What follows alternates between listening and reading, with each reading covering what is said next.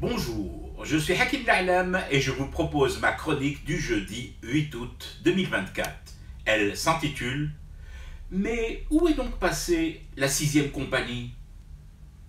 Les Hedhouk ont balancé une fake news avant même l'ouverture des Jeux Olympiques. 5 athlètes désétiens auraient fui la délégation et se seraient évanouis dans la campagne française, ont-ils marmonné en mode Doubeb Mstolin.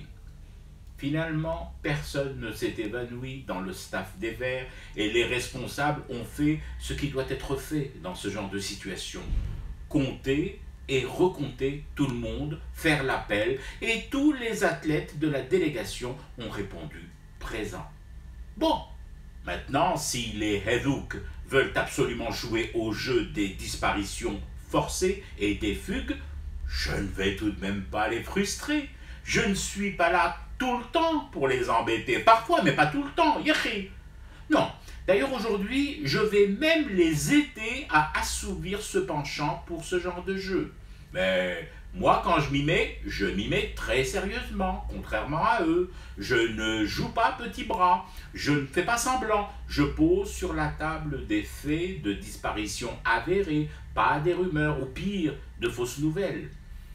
Goulouli Barclay, voisin de Cannabisland, quel est votre commentaire sur la disparition, non pas de 5, non pas de 10, non pas de 12, mais de 14 de vos officiers des phares de la zone où ils étaient positionnés, cantonnés dans la partie du Sahara occidental occupée.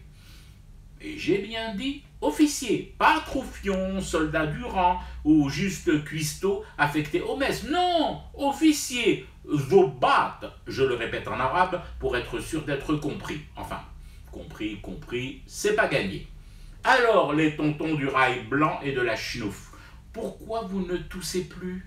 Oh, c'est pas de jeu. Moi, plein d'enthousiasme, j'étais venu là, m'asseoir à la table de ce casino plein de couleurs et de couleuvres, 14 cartes en main, je me faisais déjà une fête de passer un bon moment, un instant ludique en votre compagnie. Allez, les phares et autres rongeurs associés, faites au moins l'effort de répondre à quelques questions. Pourquoi, diable, 14 de vos officiers ont déserté le Sahara ces dernières heures? Vous n'arrêtez pas de vociférer que le Sahara est marocain. Pourquoi diantre des officiers marocains fuiraient un territoire marocain? Zama. Qu'est-ce qui pousse 14 officiers des phares à déguerpir, à s'évanouir dans la nature?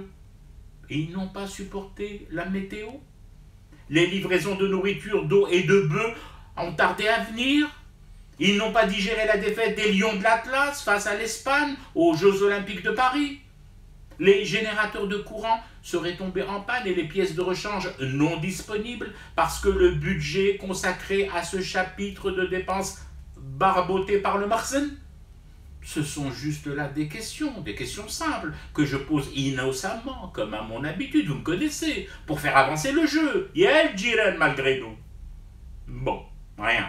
Mutisme. Je reste là, seul, avec cette liste des 14 officiers marocains ayant fui, déserté les rangs disparates d'une armée déjà fortement diminuée par les retours de Raza de soldats des phares dans des boîtes en bois scellées au plomb. Yassidi Malish, j'espère pour eux, pour ces bidas étoilés de la 6e compagnie en vadrouille, qu'ils pourront enfin trouver refuge quelque part. Pourquoi pas en territoire espagnol? À Ceuta ou à Melilla? Ça ne manque pas les territoires espagnols dans l'enclave marocaine, non? Je fume du thé et je reste éveillé. Le cauchemar continue. C'était Hakim L'Alam, je vous retrouve samedi pour une autre chronique et une autre façon de dire son amour à l'Algérie.